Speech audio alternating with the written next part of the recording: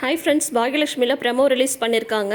இன்றைக்கி எபிசோட் சொல்லும் போதே நம்ம சொல்லியிருந்தோம், நாளைக்கு கண்டிப்பாக ராதிகா பாக்யாவை அவமானப்படுத்துகிற மாதிரி பேசுவாங்க அப்படின்ட்டு. அதையே தான் ப்ரெமோவாக ரிலீஸ் பண்ணியிருக்காங்க. ராதிகா பாக்யா கால் பண்ணுறாங்க. இந்த மாதிரி உங்கள் பொண்ணு பப்புக்கு போயிருந்தா, போலீஸ் அவங்கள அரெஸ்ட் பண்ணிவிட்டு கூட்டிகிட்டு போக பார்த்தாங்க அப்படின்னு சொன்னதும் உடனே பாக்யா, ஈஸ்வரி பாட்டி இவங்கெல்லாம் கிளம்பி வராங்க. கிளம்பி வந்ததும் கார்லேருந்து இனியாவை கூப்பிட்றதுக்கு போகிறாங்க பாக்யா.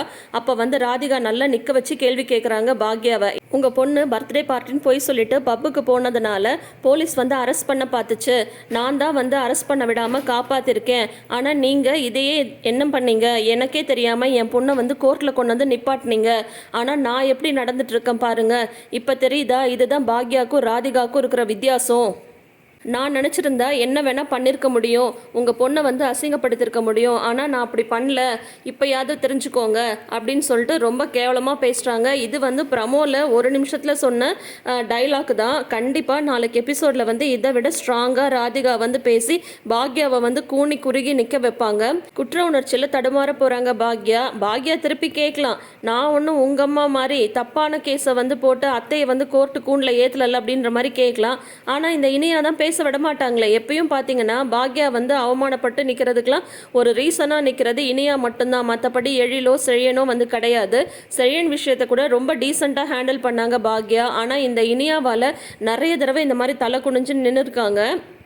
எப்போவுமே பாக்யா ஒரு முக்கியமான விஷயத்தில் இருக்கும்போது இனியாவால் ஏதாவது ஒரு ப்ராப்ளம் வரும், உடனே அதை பாதியில் விட்டுட்டு வருவாங்க. அந்த மாதிரி தான் இப்பயும் கொண்டு போயிருக்காங்க.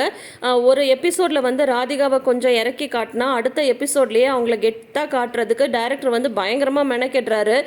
பாகியலட்சுமி சீரியலில் பாக்யாவை கெத்தாக காட்டுறதுக்கு கூட டைரக்டர் இவ்வளோ மெனக்கெட்டதே இல்லை. ஆனால் ராதிகா கேரக்டரை காட்டுறதுக்கு ரொம்பவே மெனக்கெடுவார். இதற்கு தானே ஆசைப்பட்டாய் பாலகுமாரா மாதிரி இதற்கு தானே ஆசைப்பட்டீங்க டைரக்டர் சார். அப்பாடா, இன்னைக்கு தான் அநேகமாக அவங்களுக்கு தூக்கமே வரும்னு நினைக்கிறேன். ராதிகா கெத்தா காட்டியாச்சு, பாக்யா அசிங்கப்படுத்தியாச்சு அப்படின்ற மாதிரி.